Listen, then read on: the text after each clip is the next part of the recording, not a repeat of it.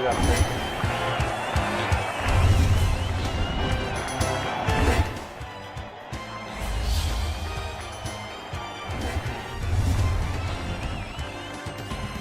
No, that pissed him off. Ooh. Good morning and welcome to Day in L.A. That's Lower Alabama. Mike Amos along with Bill Rice Jr. And we're on a Monday, working on a Monday. What do you think, Bill? How you doing? Monday, let's see, I bet that's Michael Amos, your son. Yeah, he's coming in over there on Zoom television. How you doing, son? Hey, morning. How are y'all? He's calling from... Have you killed any more eels? No, I haven't seen any more eels. A lot of frogs in the yard, but no eels. Tell that story again. I bet some people missed it the other day. That was... Yeah, we had a, of course, major flood event in Great Beach where I live, and I was out in the yard like I do a lot. I have a little, like, kind of hoe / little rake thing. I go out in the yard and look for snakes anyway, and all the debris was everywhere, so I was walking out there and I saw a big black-looking water moccasin near my fence line. So, of course, I go over there because I'm going to go try to kill it. Because my dad taught me how to kill snakes when I was a little kid. And I walk over there and I whack it.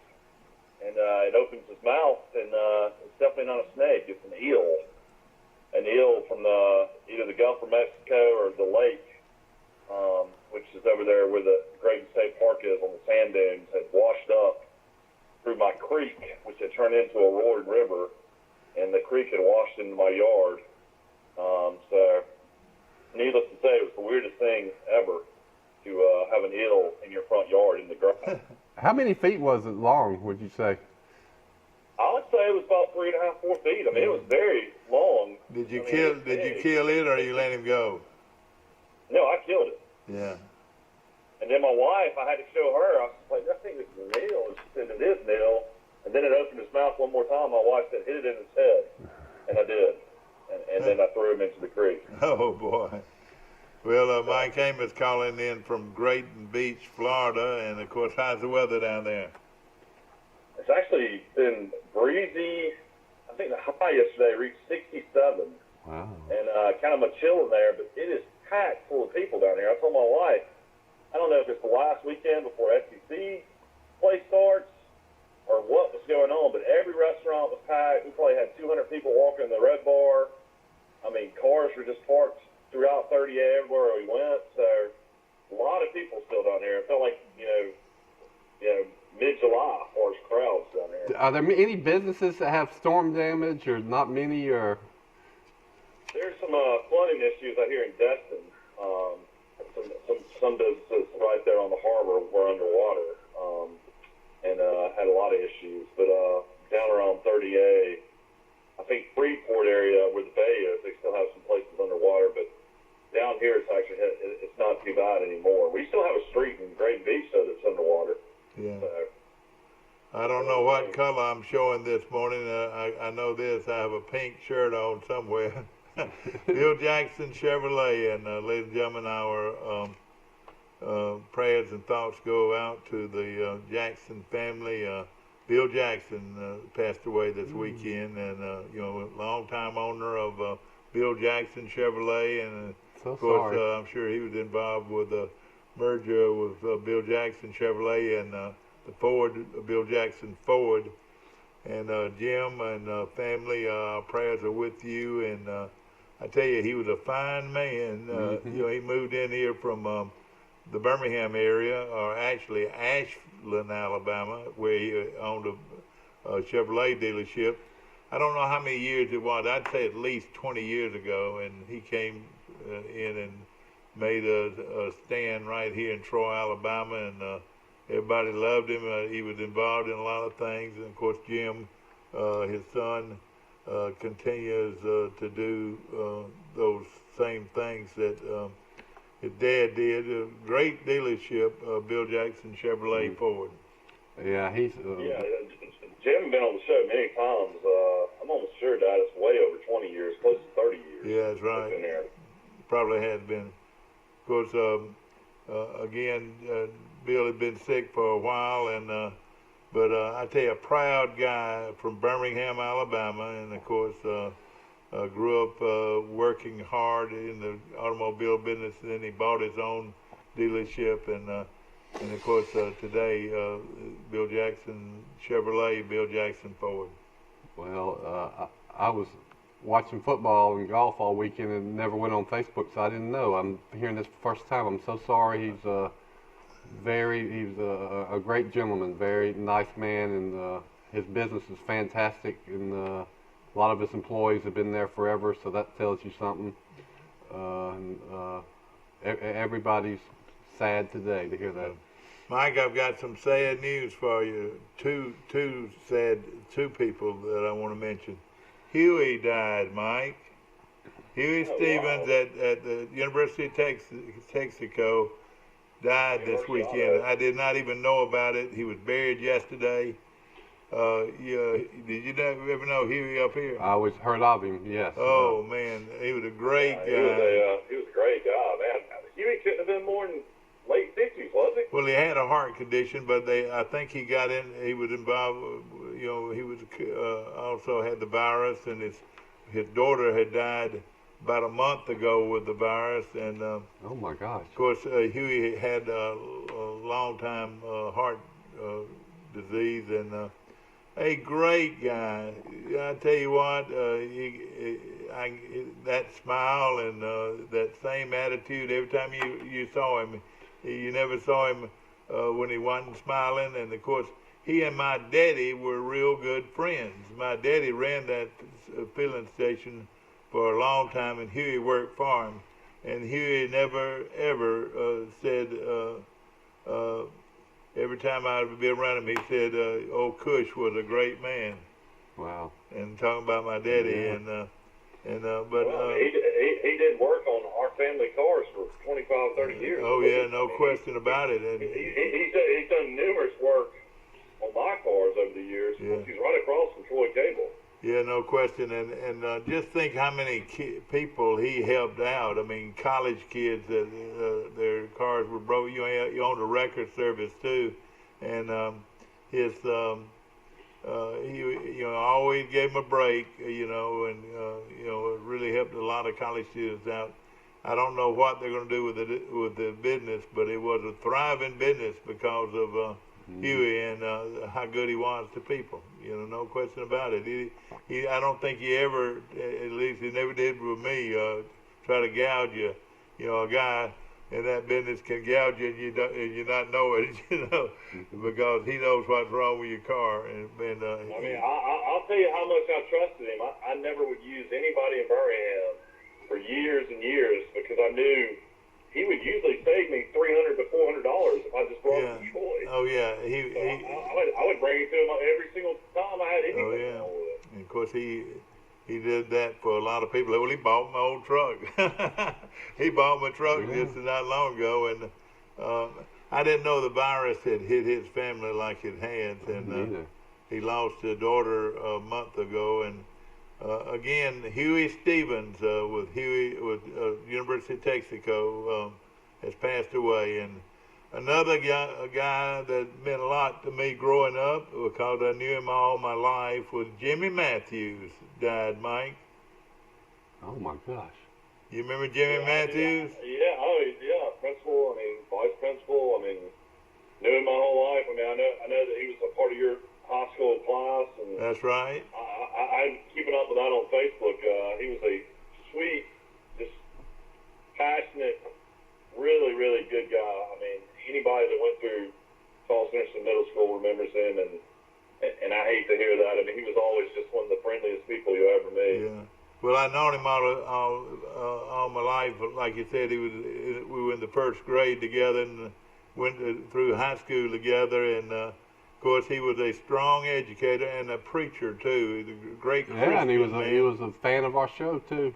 Yeah, that's right, and a great Christian. And we're gonna miss Jimmy Matthews. And of course, he was in my class, and everybody that knew him, and of course, loved him. And our prayers and our thoughts go out to his family. And what a great man Jimmy Matthews was. So Yeah. He also taught Spanish. yeah, did he? Spanish in the middle school, junior high, before everybody got to high school in Miss Merkel. You know something about him? He was he had a real high voice when we were growing up, and later on in his adult years, his voice changed, and it was sort of a rough voice. You know what I'm saying? You know, it just changed his whole personality. You know, the way he talked, and oh gosh, he was a heck of a man and a great Christian man, and preached here in Pike County for years. So not a good day as far as losing people. That's three people that we all know and that did a lot for this community. No question about it. And again, you know, we're going to remember him forever, and we appreciate him and all these guys, Bill Jackson and Huey Stevens and Jimmy Matthews have passed away. Of course, Troy helped in the rehab on the bypass, well, actually on the Elba Enterprise Highway right in Troy for long-term health care part-time rehab. They do a great job. You know, those nursing homes really have to be real conscious of this virus, and you know, from what I've gathered, they've done a good job. They seem to have started to figure out how to contain it better in nursing homes. It was awful early on in nursing homes. So, of course, where do you guys in the start? I mean, what was the? I would say the football game was the. What was the most surprising thing you saw all weekend? What were your impressions of Troy's big win against Middle Tennessee State? And then, of course, Dad, you were very disappointed, I know, locally, going to the Charles Henderson Andalusia game. Let me tell you this, and I hate it. You saw on the field. Well, I bet they didn't dress for 30 or 35 people. Shame on you folks that took those players away from Charles Henderson High School. Man, oh man, a lot of those kids transferred to Pike Liberal Arts, where they're got their team undefeated, and they I think 5 or 6 of them were SEC type or Division 1A type players, and are now have left Charles Henderson and are playing with Pike Liberal Arts. And another player, Mike, you know, you remember the kid that was considered one of the top players in the state of Alabama? He has transferred somewhere, and I want to say it's to one of the Montgomery schools. Oh, are you talking about the 10th grader that had already had offers from Tennessee and South Carolina? No, I don't. Well, the player that is supposed to be so good, I heard he transferred. Yeah, he's only in the 10th grade. Oh, he's only in the 10th grade. Well, you know, let me just say this. His name was, I think, Quay Roussard was his name. Yeah. Well, I know this. I didn't hear his name mentioned at all during the game. Andalusia just walloped them. I mean, beat them 45-14, and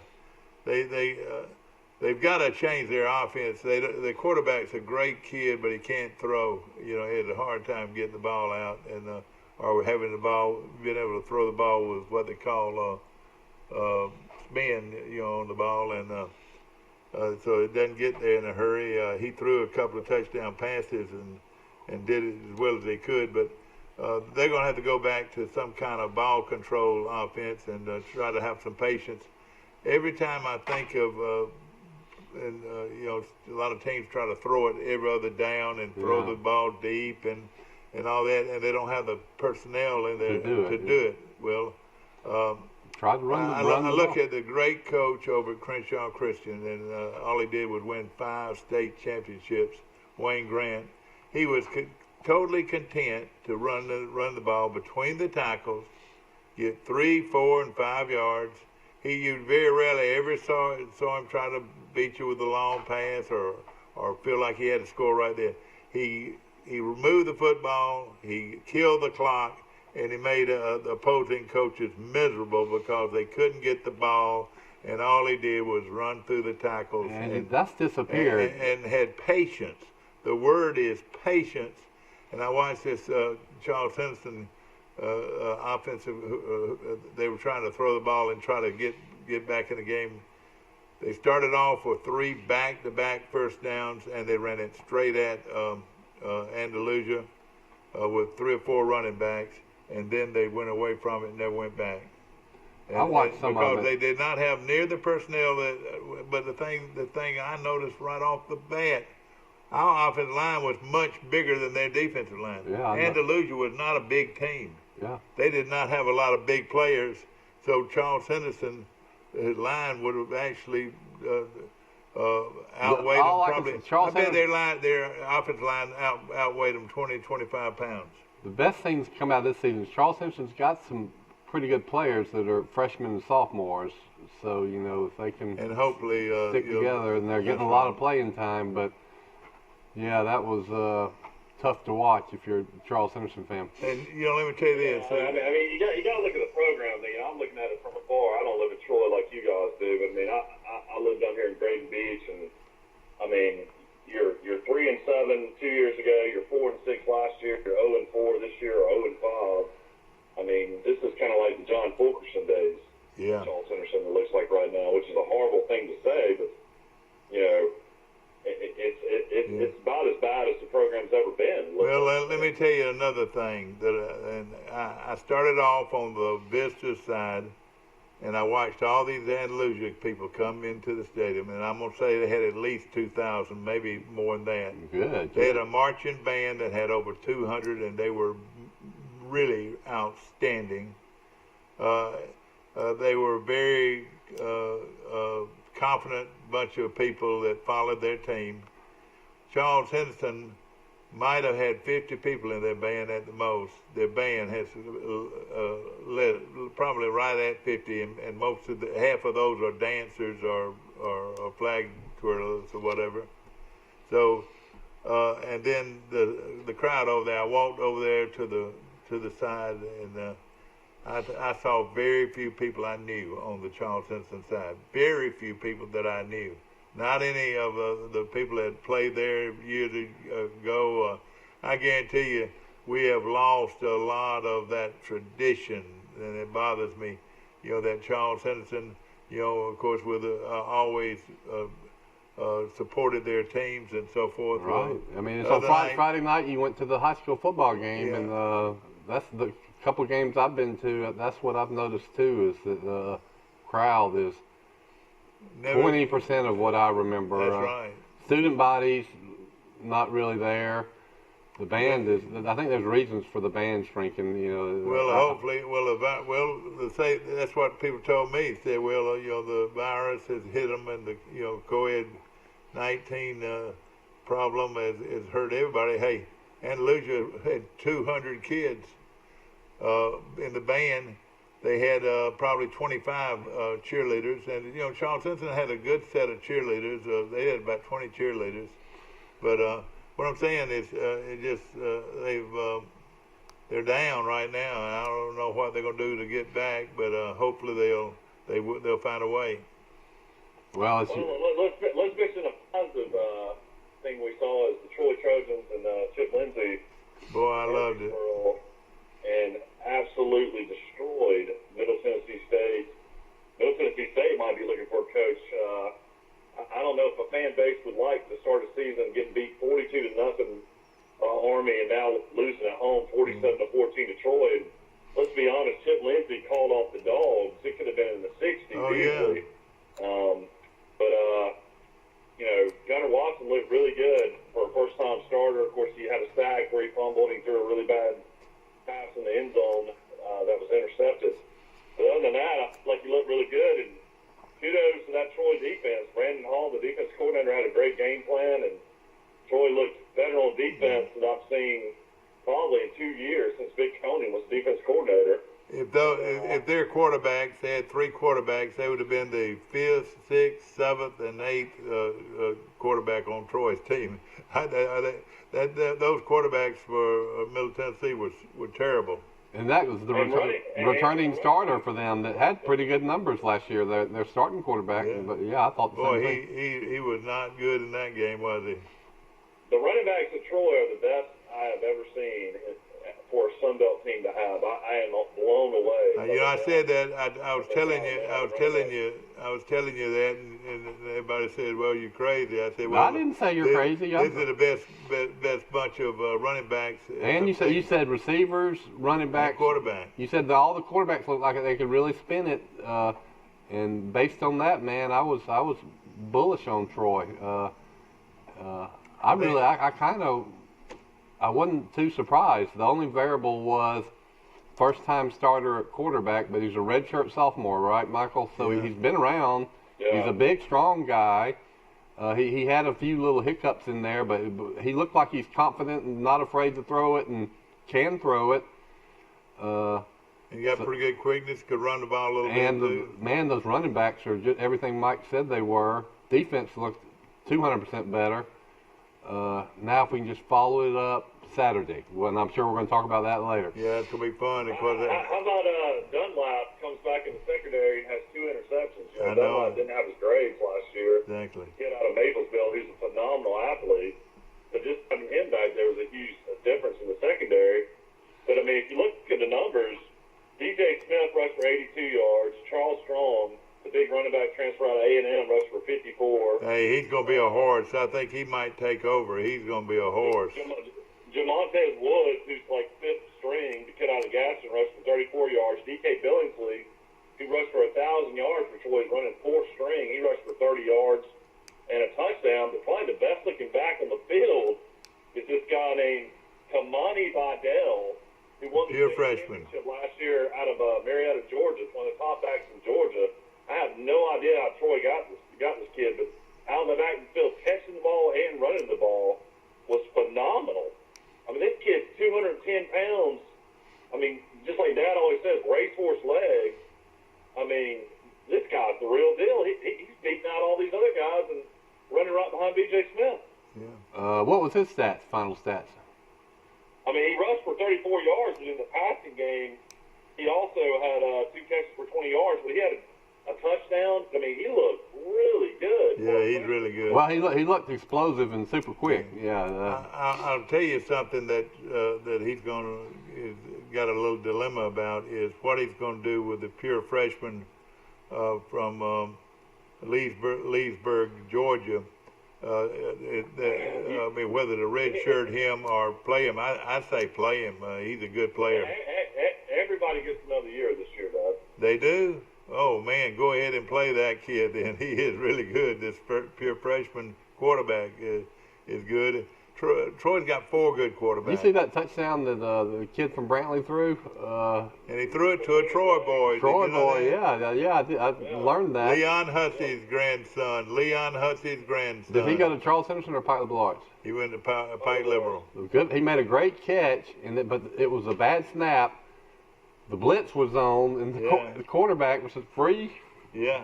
He did it between his legs and didn't even look, and he didn't even have any time. And he fired it sidearm. Yeah. And like boom, boom, boom, picked it up and threw it. I'll tell you what kind of athlete he is. Touchdown. Yeah, shows what an athlete he is. No question about it. Yeah, I mean, Lee Husky likes to party and have a good time. I've known him for years, and I bet you he didn't go to bed after his son.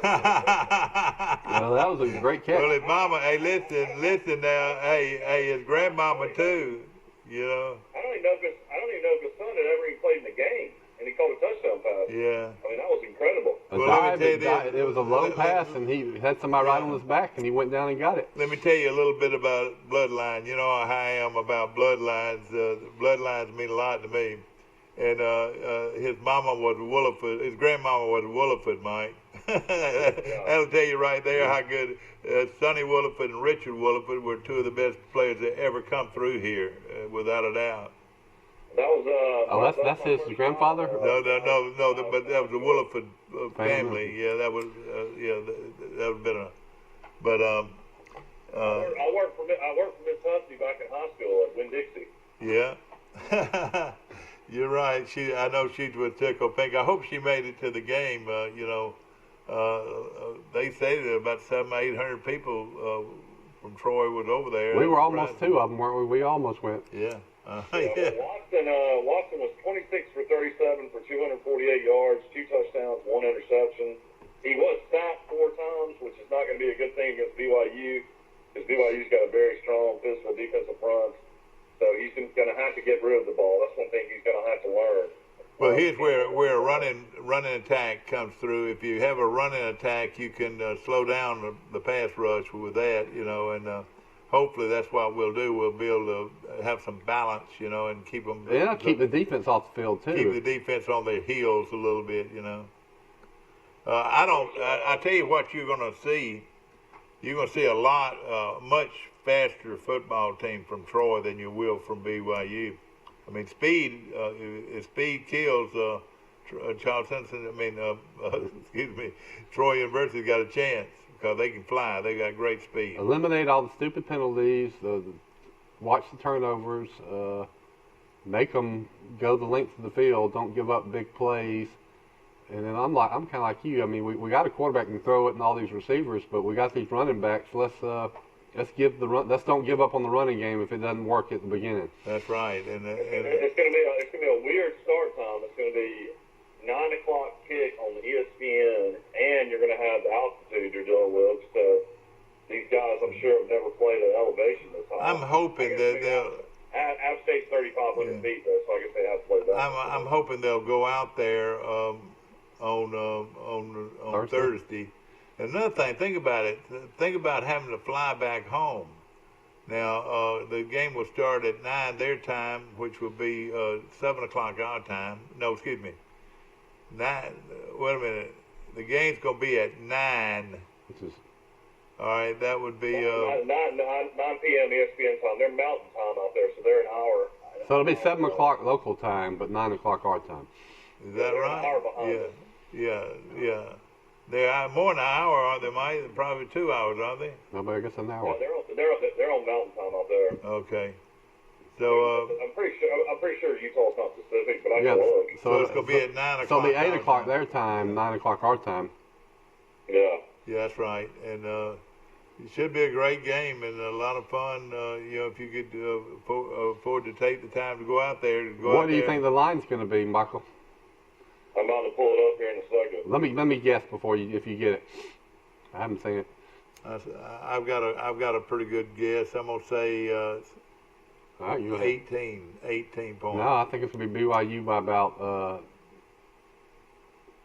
9 or 10. That low? Yeah. That'll be something now. All right, so Utah is mountain time. It's 6:30 out there right now. Okay. Good morning and welcome. Hello to all you folks watching on Facebook. Well, Mike's We are Troy. Mike is friends with the athletic director. I'm gonna go out and say that BYU before I look is gonna be 14.5. All right, so I'm saying 10. Mike says 18. You say 14. Yeah. But and of course it'll go down from there. I'm sure once it starts. Yeah. Las Vegas Might end up at 10. Might start at operating. 12.5. And go Yeah. Exactly right. Of course, the show is brought to you by Green Hills Funeral Home, and I tell you, Benny and Chrissy do a great job. Beautiful facility on Highway 29 and Highway 10, or what we call the Luverne Highway. I want to mention Earl's Glass, and boy, I tell you, Rusty Earl and his folks do a wonderful job of taking care of broken glass on your automobiles and the glass in your home, the mirrors they can do. They do all kinds of work, and plus they'll do body work on your cars and trucks. So a whole bunch of things they can do at Earl's Glass.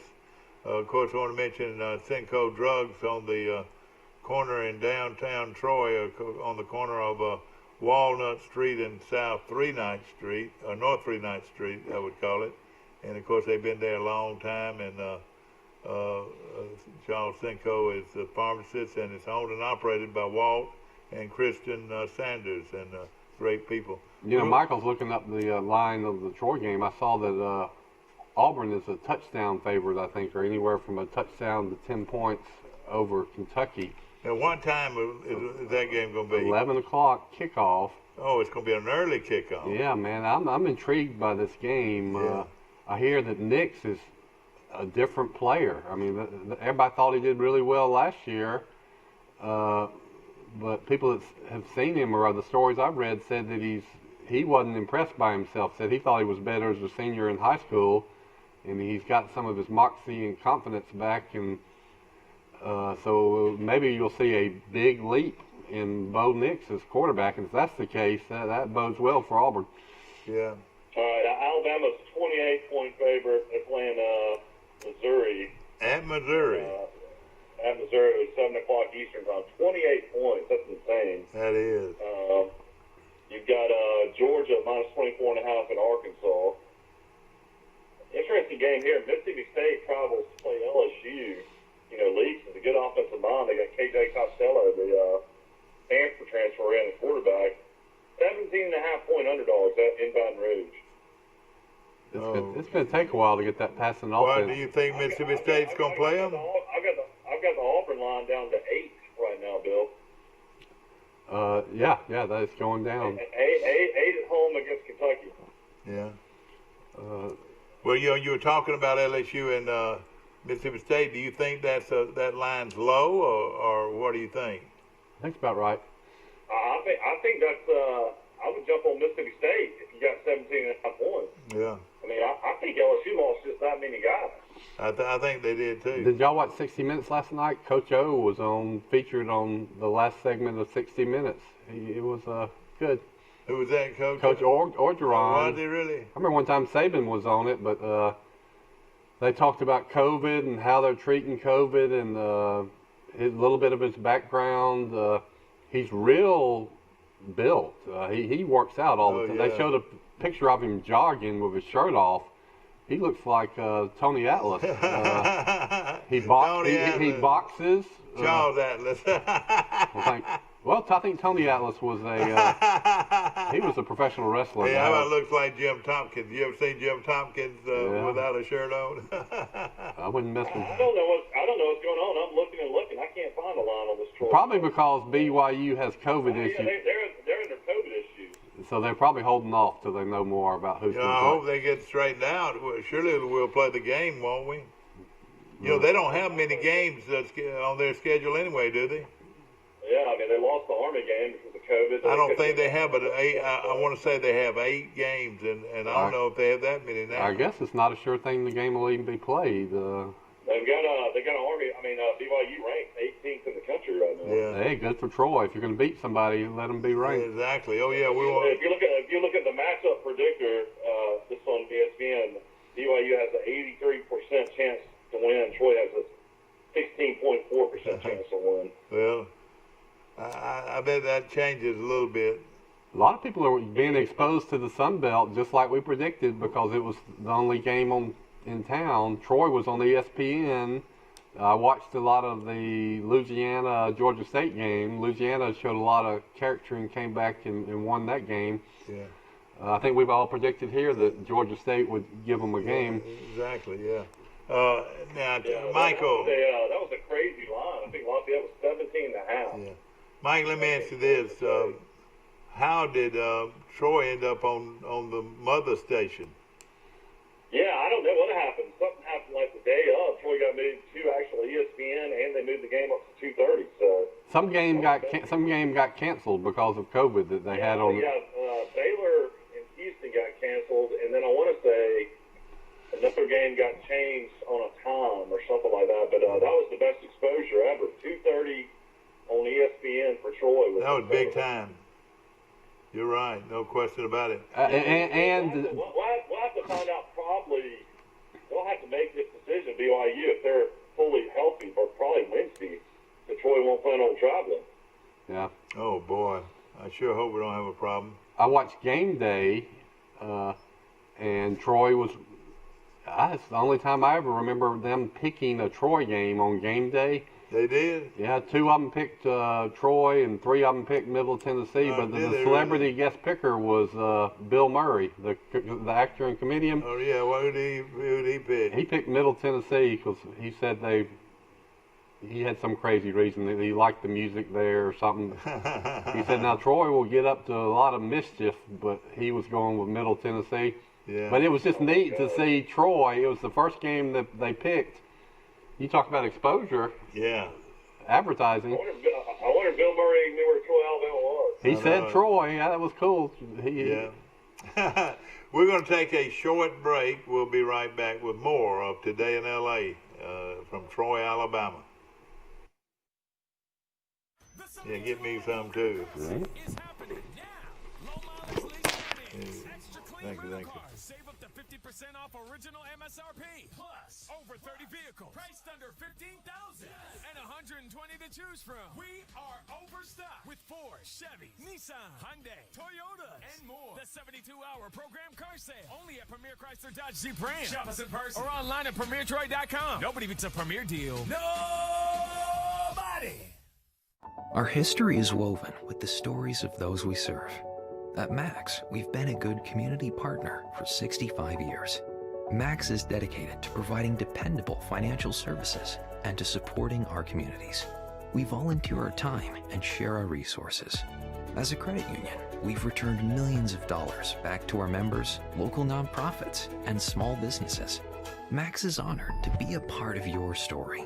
We look forward to serving you for years to come. Trojan Auto Parts of Troy, home of Napa Know-How. Stop by and see owners Mike and Melissa Kilcrease and their Napa Know-How team with over 100 years of combined experience. We're the only locally owned parts store in Pike County, and we're fully stocked and ready to serve you. We pride ourselves on being your go-to parts store, not only for the simple items, but we specialize in those hard-to-find items as well. Trojan Auto Parts, the right part at the right price at the right time. Napa, a name you've trusted here in Troy since 1945. Troy Cable Security Wi-Fi doorbell camera allows you to answer the door from your smartphone when you are at home, at work, or on the go. When a visitor presses the button, Troy Cable Security sends a live video feed to your smartphone so you can see, hear, and speak to the person at your door. With the doorbell camera, you can have your porch light turn on automatically when it detects motion at night to create the appearance that someone is at home. You can view video clips so you can always know who stopped by when you are out. Troy Cable Security. You love them, protect them.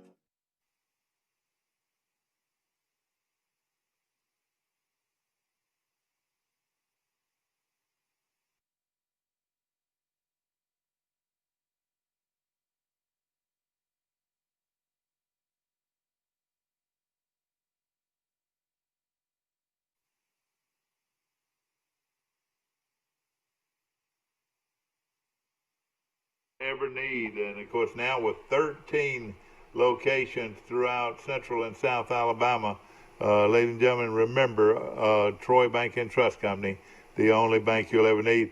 Want to mention also our good friends at Bird Drugs on the corner in downtown Troy, and man, everybody loves to eat breakfast at Bird Drugs, and we appreciate them so much.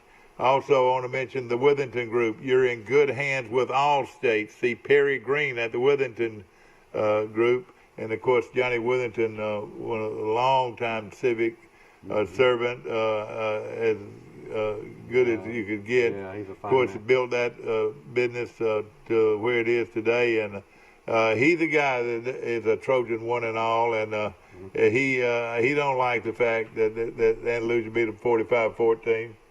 You know, that's an old rival, Andalusia, and I don't really remember them beating a team I played on. And let's just say this: when you played your rivals, Andalusia and Opp and Enterprise and Eufaula and Greenville, hey, you played your heart out. You played hard.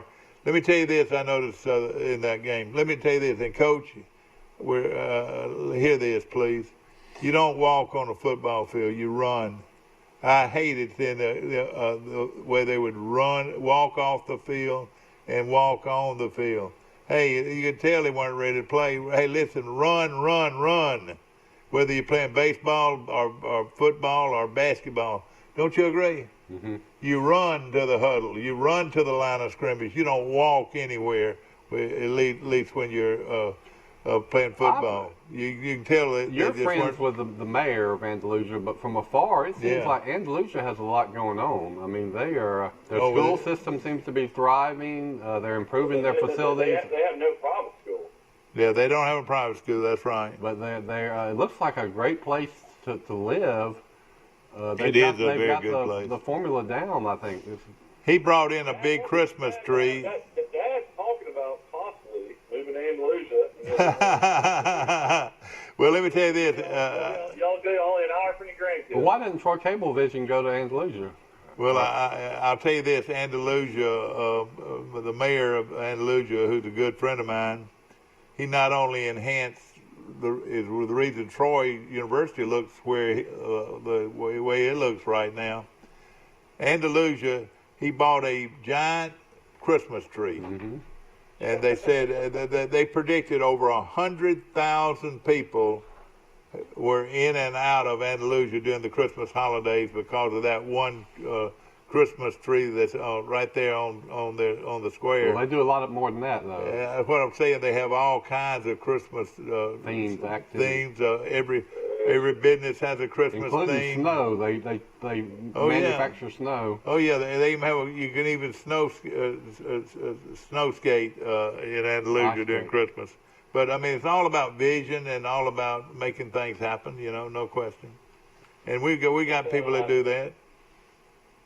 It's Christmas City, isn't that what it's called? Yeah, it's Christmas City. Birmingham actually drive down. Oh yeah, and they bought. He bought it at a real reasonable price from some resort or something, and they had it brought into Andalusia, and it's a beautiful. I drove in there not long ago, and it's a beautiful tree, and like you said, they got Santa Clauses and all kinds of shops. We're going to go. We're going to take our family. I hope they do it this year. I bet. Oh, they will. They will. That's part of their growth. I'm telling you, they're a Christmas city that has become very popular. And their sports program is getting better. Well, they've always been pretty good in sports. Well, they went down for a while. I wouldn't say they've never been terrible, but they were mediocre for. But boy, when I was in junior high, Andalusia was a powerhouse. I mean, they won 58 games in a row at one time. They won 56 straight regular season games. Okay. They didn't win. They lost a few state championship games. And they probably whipped Charles Henderson pretty good a couple times back then. But that was no shame because they were. Then they dropped, and Charles Henderson grew. Andalusia was down back when I used to play. Yeah. I mean, all through the 90s, they were not very good. But they were real good in the 70s and 80s. They were really good. Coach Johnny Sharp was their coach. I'll say this about Andalusia. They definitely had my favorite player of all time from the basketball program there, Robert Ory. Big Shot Bob, is that right? Yeah, Can you believe that Andalusia had Robert Ory and Brantley had those two? The Parsons boys. The Parsons brothers. Yeah, that's right. Andalusia. Coach Robinson's got to be one of the greatest high school coaches of all time. And a real gentleman. He and I were good friends. He's called this show over the years many times, and just really an outstanding individual. I remember when we were in Troy. Coach Jeffcoat came Rush's senior year, and Andalusia was still real good. That would have been the 78 football season. Andalusia probably handled Troy pretty good. Then the next year, that was Buddy Austin's senior year. Yeah, they were good. I think they barely beat Troy. Then the next year was the great senior class in the state championship team. Troy beat them. We beat them. Yeah. But, I mean, in our area region, here were the good. They were. Why that team was so good is the regular season was tough. I mean, Andalusia was good. Exactly. Elba was good. Yeah, exactly. Eufaula was good. Opp was good. Eufaula was good. Greenville was very good. And we had to go through all of those teams. Sure did. They were all tough games. And then we got to the state playoffs, and Hartselle was up in the north just beating everybody 49-0, just blowing out everybody. And here's Charles Henderson winning all these touchdown and 14-point games, but it turns out we were playing a lot better schedule. They were extremely well coached. J.J.F. Goat was an excellent. If he had a player, he was excellent. He was a college coach. No huddle wishbone. Had a little bitty quarterback. Probably didn't weigh more than 150 pounds. That was so small he would hide behind the center, even though the center was small. Gaylord boy wasn't too big either. That's right. But he had players like Shiver and Collins, but then he had a fullback that just was just outstanding and he led them to the state championship. Well, I told my wife when we were watching the game, I said, you know, we used to handle Andalusia. My senior year, I didn't play. I had a hurt knee, but I was on the sidelines watching, and we went down to Andalusia, and we dusted Andalusia. And that was a team that ended up 5-5. It was really a pretty good team. The kid's name was Jerry Beverly, and he was a fullback, and he was really, really good. But again, they had all kinds of patience. They ran the wishbone, and they didn't. They had a Michael from right here in Charles Simpson. Michael was a tight end. Kevin Ingles. Michael Kelly. Michael Kelly was a tight end. No, he was younger. Now, he played on that championship team, didn't he? And they played on the Troy National Championship. He was a freshman and played on the JV. He was in Kyle Ingles and Stuart Vance's class. Yeah, Keith boy was on that team. Ken Anderson was. Anderson was a great kick returner on that team. Joey Dennison. Hey, how about Mike Lott? Mike Lott was a good player on Patrick that team. Johnson. Yeah. I saw, you know, his son is real big in the air conditioning business here in town. I didn't know that. Yeah. He was a tackle. Well, Jeff Davis. I guess we can change the subject here, but what did y'all think of the U.S. Open and Bryson DeChambeau? Bryson DeChambeau. It ought to be against the law for somebody to hit the ball that far. 6 under blows out the competition. I mean, wins by 6 strokes, I believe. I mean, that was phenomenal, the way he played Wingfoot, which is considered probably one of the toughest courses in the world. Let me tell you something about him. You know, like you told some people the other day, every club is the same length. Yeah, 6-iron is the length. Every length, which is very unusual. Have you ever noticed he's got a stiff left hand, left arm, real stiff. Even when he putts, he's got a real stiff left arm, which is a little unusual that you see. You know, I did a story on all things this Jeopardy whiz. Y'all remember James Holzhauer when he was just winning $70,000 every show? Yeah. And my theme of that story was he's doing it, playing the game differently than everybody else, and see the results.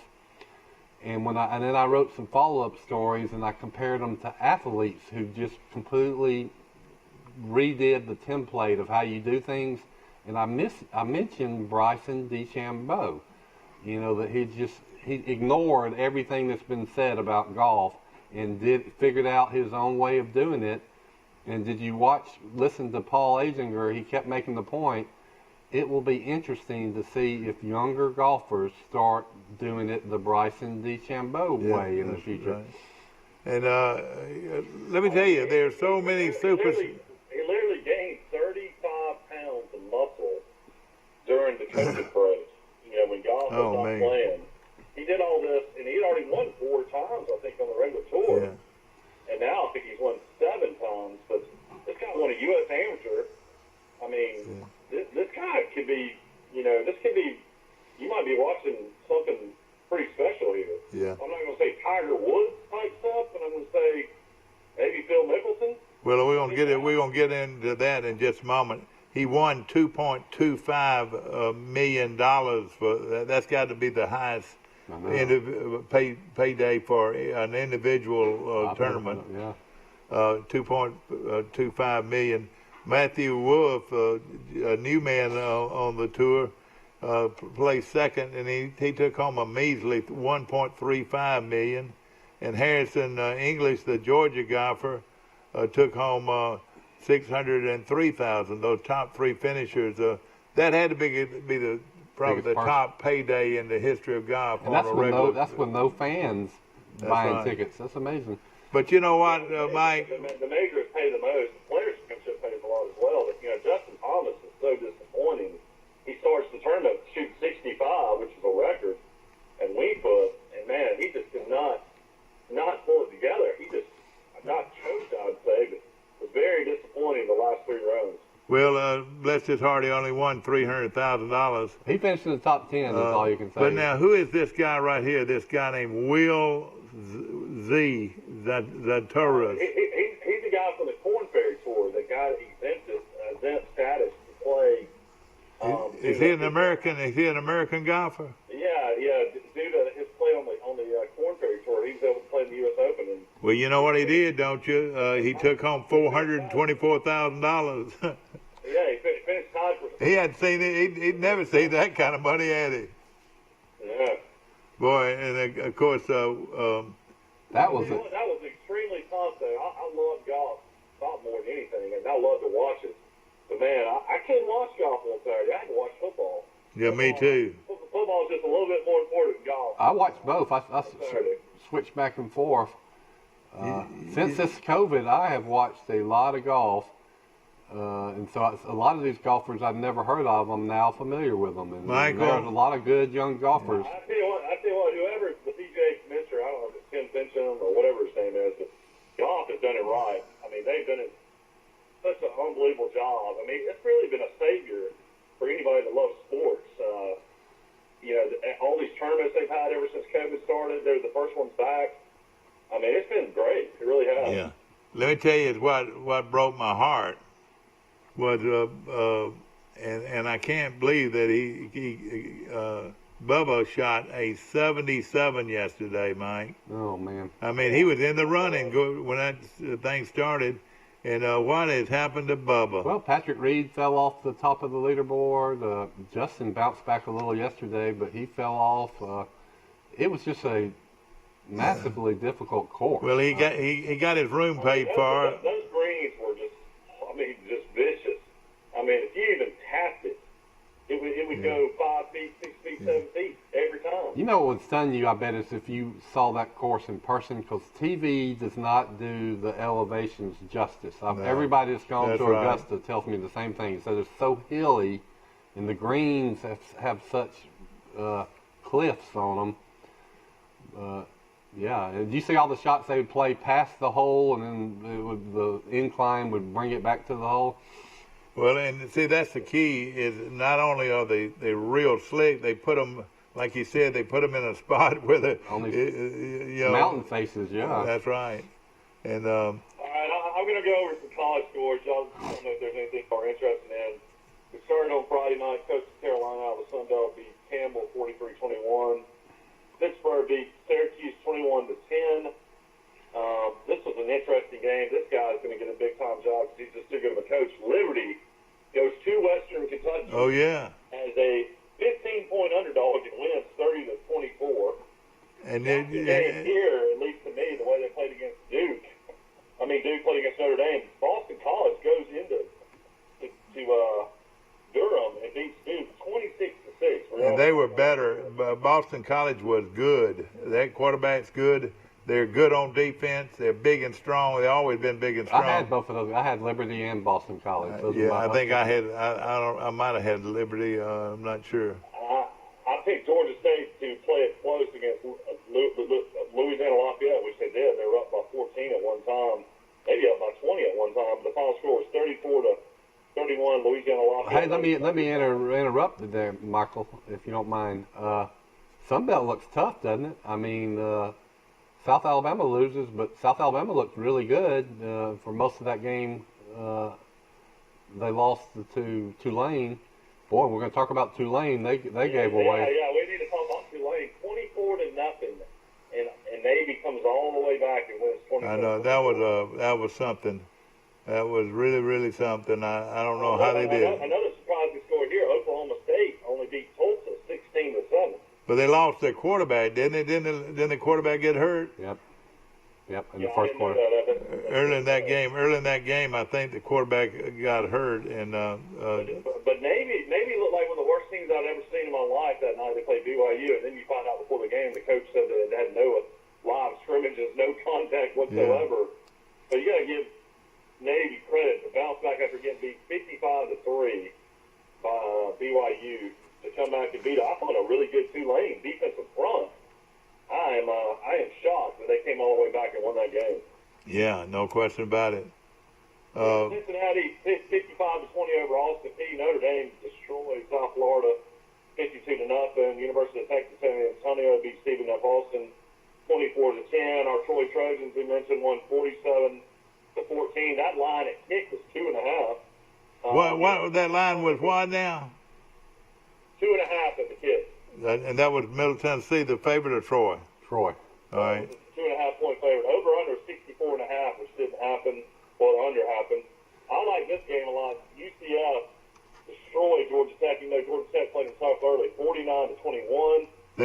man. That quarterback is real good. I also picked this game as well. Marshall upset App State. I had Marshall all the way. I did too. Clemson scored 49 points in the first half and did not score again against Citadel. That score was 49-0. Well, you know what they did? They just ran it straight at them the whole second half. SMU's offense is just unbelievable right now. 65-35 over North Texas. I was wondering about that game. And then a very interesting game that was tight late.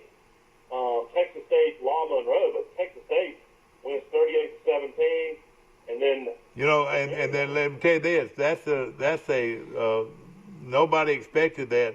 That's another team that's on Troy's schedule that's going to be hard to beat. Yeah, Texas State's now 1-2. They've lost 2 heartbreaking games before that. But this game was really impressive. Miami 47-34 over Louisville. That was the national game of the week. Of course, they got the transfer from Houston, De'Ara King, and Miami might be back. I mean, that game was not as close as 47-34. All right, wait a minute now. This quarterback King came from Houston. Mm-hmm. Yeah. Well, Houston had been getting everybody else's players, so somebody goes into Houston and gets their player, don't they? Strange story. And Michael can tell you this. All the records at Houston. Well, King did. He opted out. They got off to a rough start with their new coach last year at Houston, the West Virginia coach. Yeah, that's right. And then the quarterback, who's is highly hyped, they put him down. They said, we're going to give him a redshirt year. We know we're going to have a bad year this year.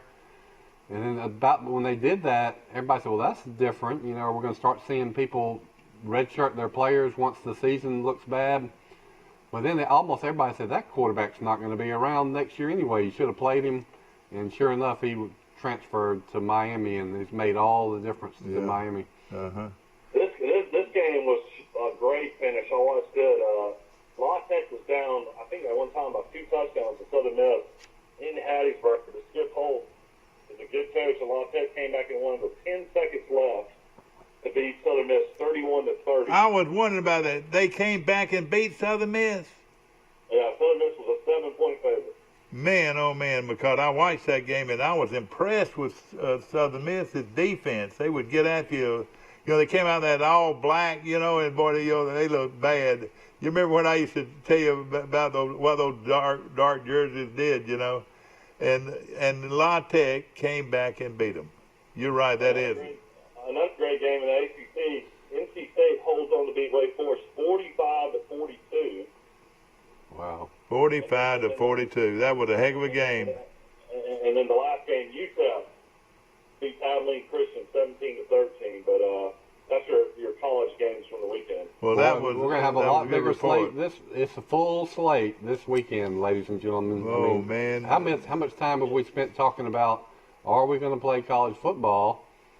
And, boy, we're playing college football. Yeah. And the sky has not fallen, has it? I mean, no we're talking about question. college football. They've been playing high school football for weeks. To me, people in the SEC or any Alabama Auburn fan ought to be just as excited as they can be. They got 10 straight weeks of it. I don't know if they even allow them to have an open date. 10 straight weeks of SEC football. And it's going to... Troy doesn't have an open date anymore. I know they don't. They're playing 12 straight. People in Troy ought to be extremely happy. Let me just say this: if you buy season tickets, and you still can buy season tickets, you're in the game. You don't have to worry about, and you can sit where you sit for years. You can do that if your seat's still available. It's still the best deal in the world. I think $100 for a season ticket. That's a heck of a steal. I will say these games that they're letting more fans in are more interesting than the games where all these empty stadium games are just odd. And I don't know why the Alabamas and Auburns arbitrarily pick 20% capacity.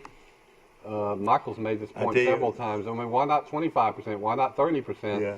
And you know what? You're going to break a few people's hearts that don't get those tickets. I talked to one of them, my friend Jim Outlaw from Brundage, and he and his wife work in Ozark.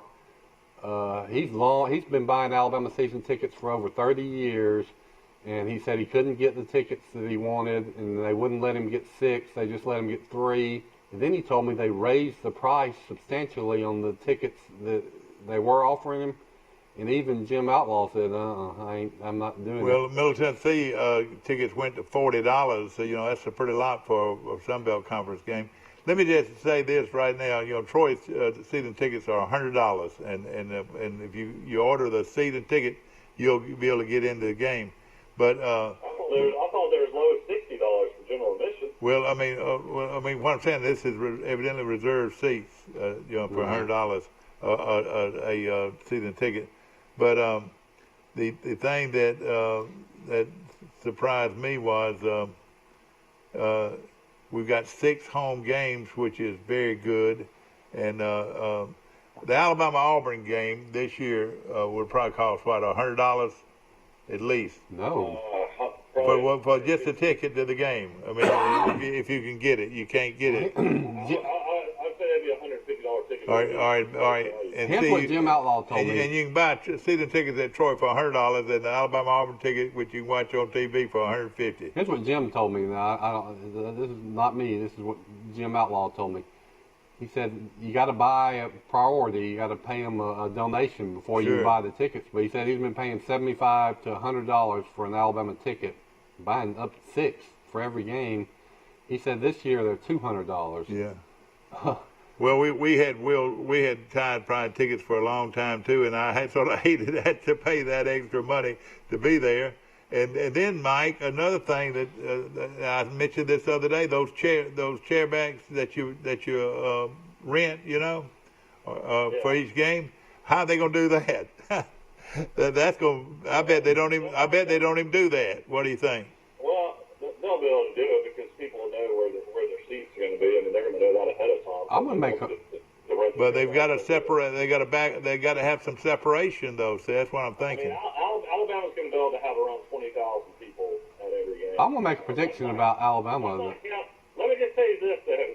That's not counting all these boxes. I guarantee you there's going to be over 30,000 people at Alabama games because there's probably at least 10,000 seats in the boxes. Well, they added how many boxes this year? I mean, they've got so many boxes. And these boxes hold, some of them you can get 30, 40 people in at least. Yeah. But they're going to do 50% occupancy on those boxes. They got to by law. So, I mean, there'll be people in there. But here's what Auburn and Alabama, Coach Saban said that there's been hardly any positive cases on the football team, where LSU's coach says that most of his team has been a positive case already. Oh, man. So that means those people are done. They've already had it, can't get it again for 3 months. That's an advantage for LSU.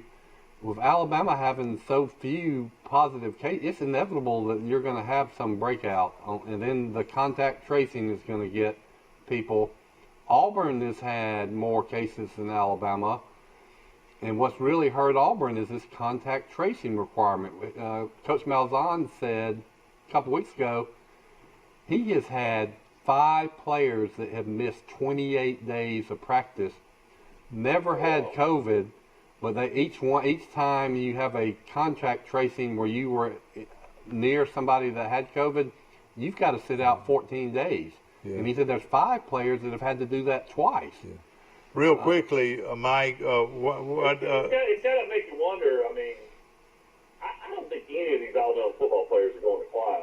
I think everything. No, I don't think they were. I don't think they are. I think literally they have the facilities that, with the study halls and all these huge, athletic facilities, that these guys probably go to class at the Mount Moore Athletic Complex. Yeah. I would imagine. Most students, the regular students, I would say that 80-90% of the students are all online. So they are paying tuition, going up to Tuscaloosa to sit in their dorm or apartment and take classes on a computer. Remember Wiley Sanders truck lines right here in Troy. Fraternities and sororities are still getting together somehow. Yeah. Off campus, and they're harassing them off campus with the Tuscaloosa Police Department. Did y'all see the miracle win the Cowboys had yesterday? That was unreal. That was unreal. 29 to 10 against the Falcons. Calvin Ridley, the former Alabama great receiver, had 2 touchdowns for the Falcons. I mean, one of the worst special teams onside kick plays I've ever seen in my life. They've been literally let the ball just I mean, barely just drizzle 10 yards. I mean, all the and they waited, and all they had to do is jump on it. Jump on the ball, and the game is over. Yeah. I mean, just from the worst special teams play I don't think I've ever seen them all right, see, the ball has got to go 10 yards. The ball's got to go 10 yards. But the offense can. That's what I'm saying. He can get on it right after he kicks it. You know, he can get on it, and that was, you're right. That cost them the ball game, and I thought it, like you said, that was one of the worst plays I've seen in a long time. Where they ended up giving up a 46-yard field goal. Dallas comes all the way back and wins. But go watch that play on ESPN today. You will be shocked. All right. Well, let me tell you this: professional athlete, all they had to do was run up and jump on the ball, and the game's over. That's right. Let me just say this, ladies and gentlemen: the greatest play of the week, maybe of the year, belonged to the field goal kicker for Kansas City. Listen to this. I watched that. First of all, I've never seen a team, a bunch of officials, try to give a team a win than they did. Kansas City? No, it wasn't Tennessee. It was Kansas City. But Kansas City, no. The Chargers? The Chargers. They gonna give Chargers a win. They were penalized. Kansas City was penalized 3 or 4 times on the last drive, and I said, and then one time they went all the way to the 6-yard line, and they called a offside penalty, batted them up again. That's the hidden secret in the NFL. Nobody talks about it. I guess it's taboo, but the referees determine the outcome of 50%. Well, they did this game. They wanted to this game, but let me tell you what happened. The field goal kicker comes in. He fixes to kick a 52-yard field goal for the Kansas City Chiefs for Kansas City to win. This is their field goal kicker. He had already kicked during the game a 58-yard field goal. All right, so he kicks the field goal, and they call timeout. No, somebody moved. The penalty. Somebody penalty. So they backed it up. So now he made it. He went ahead and kicked it, and he made it. Yeah, he made it. But the penalized moved it back to the. Got to do it again. To do it again from 58 yards out this time, and this time the other coach called timeouts, and the ball went through from 58 yards out. Two. He's made two. That's 2 back-to-back. 50 plus. Kicks him, and the last kick was for 58 yards. And that kid from Kansas City kicked it again. He kicked 3 straight 50-plus almost 60 yards. And you said he did one earlier in the game, so 4 50-plus yard field goals. That's right. And they won the ball game. How about Justin Herbert, though, making his first start, the Oregon quarterback who, a lot of people thought, was not going to be nearly the quarterback Tua was in the NFL. He throws for 311 yards. In his first start. Yeah. Of course, did Miami end up winning? Did they win? Mm-mm. No, they got beat. All right. When are they going to bring Tua in there, Mike? I don't know. They said they're going to wait. Yeah. I agree. Let him heal up, and they're not going to get to the playoffs this year anyway. I would just I'd let it be like a redshirt year for him. I'm going to get into this tomorrow more. The Bears won 17-13. Cowboys won 40-39. Packers are really good right now. They are. 22-21 over the Lions. Titans won 33-30. Colts won 28-11. I think what I mentioned, Gardner Minshew is a great, really competitive quarterback in the NFL. This guy, the story is amazing. Played at Troy for a spring. Got beat out by Brandon Silvers, ends up transferring to East Carolina. Goes to Mississippi Junior College, then transfers to East Carolina, then goes to Washington State, becomes a legend, a hero. Well, you left out one part. He almost went where? Alabama. Yeah. He was going to hold a clipboard and get into coaching and be the third-string quarterback behind Tua and Jalen. And they announced him that he's coming to, and then Leach at Washington State got him, and the rest is history. Yeah. Before we get off. 28-11. Bills won 31-28. 49ers won 31-13. Rams look really good. 37-19 over the Eagles. Steelers are 2-0 under Big Ben's back, 26-21. Buccaneers and Brady get their first win, 31-17. Cardinals win 30-15. Chiefs won 23-20. Ravens are really good again, 33-16. And the Seahawks beat Cam Newton last night in a really good game, 35-30. Oh boy, I know that was really a great game. Let me mention something. We'll talk more about it as the week goes on. But Pike Liberal Arts this weekend plays undefeated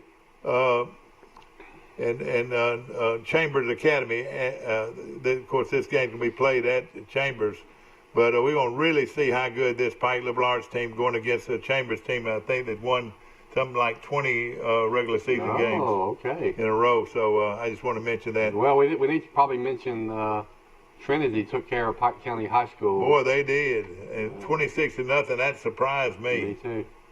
And that just goes to show you, you better play every game tough.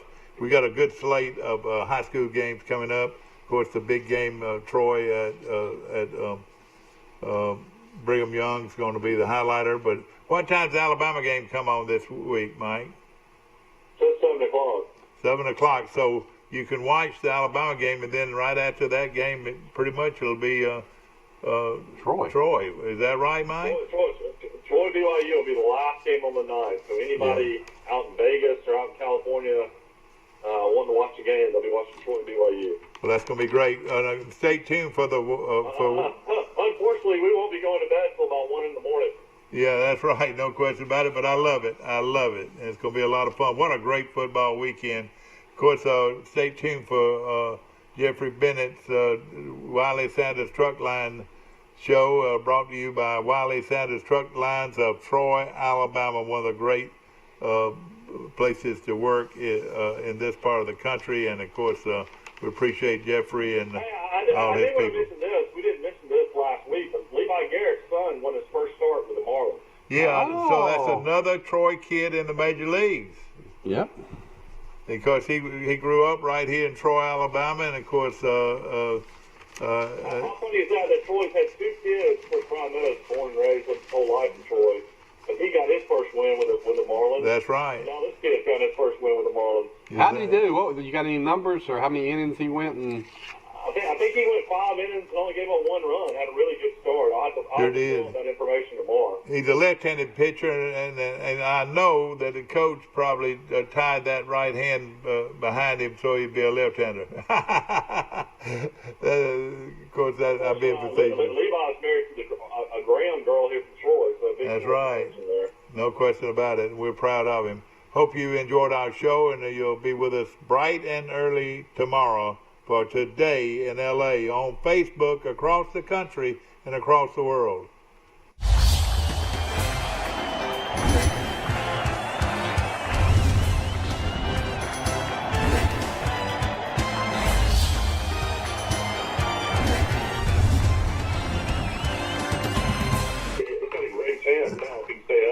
wasn't he like the... The 72-hour program car sale is happening now. Low mileage lease turn-ins, extra clean rental cars. Save up to 50% off original MSRP. Plus, over 30 vehicles priced under $15,000 and 120 to choose from.